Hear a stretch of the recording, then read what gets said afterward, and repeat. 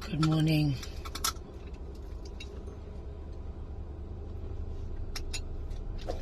So yesterday, I could only manage one post on my page because I'm on location filming. Just got on set now. Went on Twitter to complain about the traffic coming to this end, because for me, once you pass Aja, you're out of Lagos. Okay, and I tweeted that, and then I was seeing all sorts of, stuff, but I wasn't too sure what was going on. I carried on with my work and then got back on there, because Twitter is where most of you have run away from. I know they can be very verbose and vociferous in their communication, but that is where I get information real time. And so I saw a boy being carried, and I'm like, oh, what could have happened? Another child, not knowing much about what was going on, went back to work. And then I think I went back to check. The network here on this side is a bit iffy. And I could see something about a child, a 12-year-old, and then football. Like, what's going on? It was later on when we were filming. I was even having a discussion with my director and another colleague, Choma, and we were talking about, she said, oh, I just saw the video, and the boy, his lips are red and bleeding, definitely internal bleeding, because there was no injury on the outside of his body. And I heard something about football. I'm like, how can football cause this? And the director was even having a very serious discussion, like, what's the punishment for this crime? I'm like, if there are children involved, they must be sent to juvenile detention or something, or the parents, definitely the parents. And then I finally got home so late, checked on Twitter again. That's when I found that there was a Facebook interview of the father of Sylvester online, and I watched everything with his two sisters by the side of the father. And how, the school said it was football, and that they should come and take him home. A nurse called the parents, and all of that. And in all of that, I want to just ask all of you who feel you have the right to tag me and throw insults, that you cannot be selective in your call-outs. Your outrage is so hypocritical and insipid. Okay? What are you calling me out for?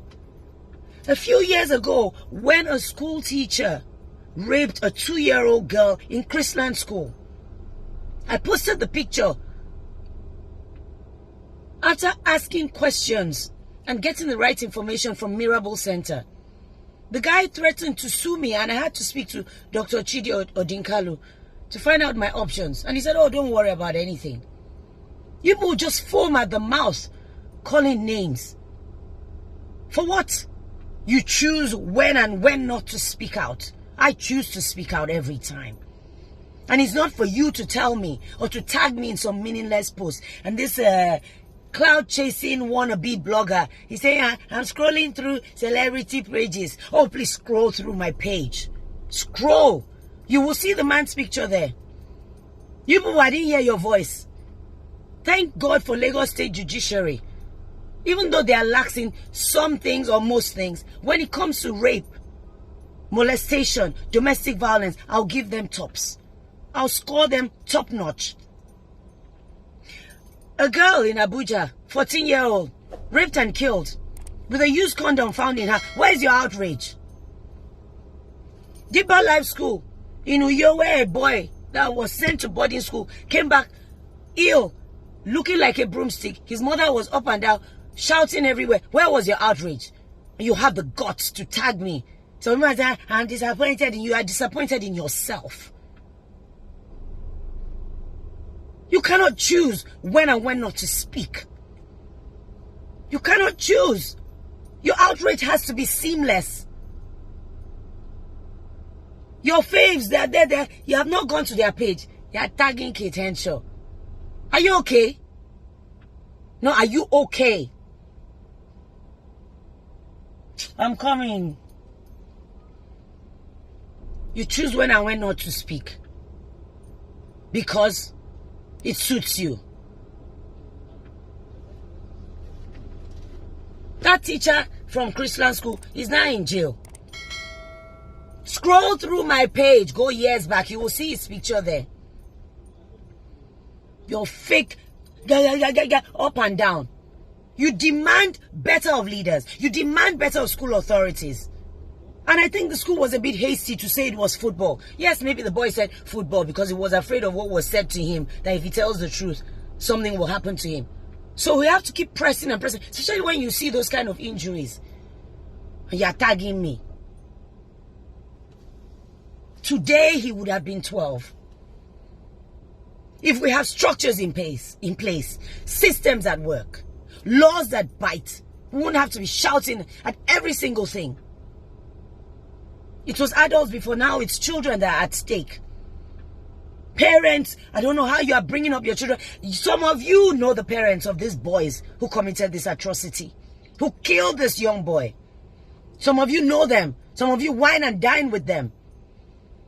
The rumor now is that, oh, one is out of the country. Somehow they've escaped. The school knows the parents. And the parents of other children in that school, what are people doing? Then I found out that the school has disabled comments. What are you disabling comments for? Something has happened. People are concerned. You are disabling comments on your page. When it's time to elect leaders who have gumption, who have guts, policymakers, because all these things dovetail into, it just, everything follows. Everything follows. Comes like a pack of cards that has fallen. When you don't elect the right people to do the right thing. Laws, policy makers, because all this thing is from there. And you're tagging me. There must be justice for every child who has died in whatever situation. They've been sent to school and they come back dead. Millions of money spent on tuition. I went to boarding school. I don't think there was killing then. Yes, there was bullying, but I didn't see it that much. You cut grass, V-shape, which is endless. You can cut till tomorrow. You wash toilets. Wash seniors' underwear. Not bullying, beating, kicking, drinking. I mean, come on. Only an autopsy will reveal the truth of what happened to that boy.